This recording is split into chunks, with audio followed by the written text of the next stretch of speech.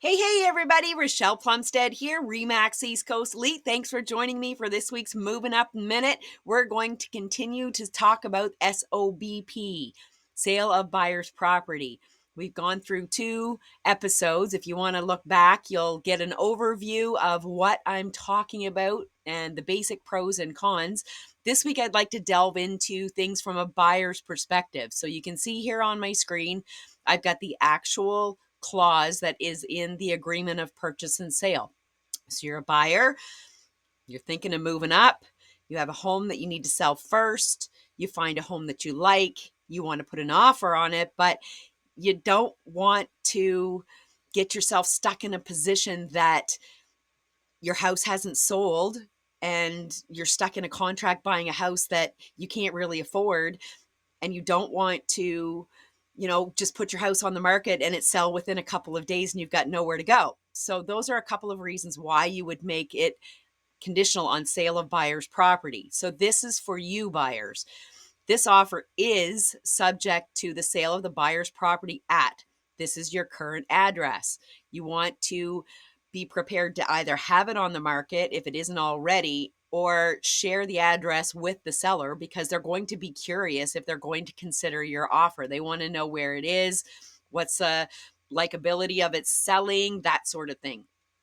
B is how long will you have to remove the condition of selling your house? So the seller wants this short, the buyer wants this long. As a buyer that has a property that they have to sell first, you've gone through all the work, you've got your house ready on the market, you've had the showings, you've done all the things. You want to have this as long as you possibly can negotiate to give yourself ample time to get your house sold. Once the seller has a potential offer on the other end that is acceptable to them and they give you your notice, let's say you've agreed to 24 hours, you have 24 hours to remove the condition of selling your house. C, meet or exceed. The buyer doesn't want a meet or exceed, the seller does. The buyer will try to negotiate that whatever they've negotiated and come to an agreement on is what they're going to stay at. So house is listed at 200.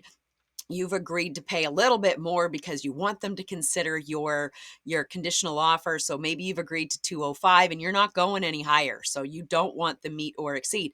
But again, this is in the opinion of the seller. So the price might be okay, but a new offer might be closing quickly, might not have an inspection, that sort of thing. So this one, have a real good conversation with your realtor.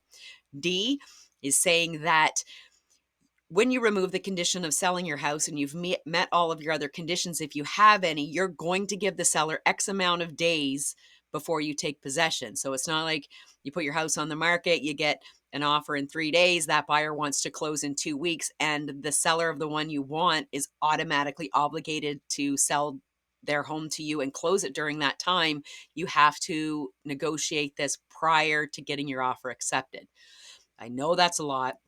I know it's a lot to try and understand. I'm trying to do this quickly, but honestly, you really should have the conversation with your realtor if you are thinking of moving up, selling your house, and purchasing a new one based on the fact that yours is sold. Hopefully this helps and it isn't too terribly confusing. Next week, we're going to do the perspective from the sellers. Wishing you guys all a fantastic weekend. If you're moving up, moving over, moving out, you've got questions, I've got answers. See y'all next week. Bye for now.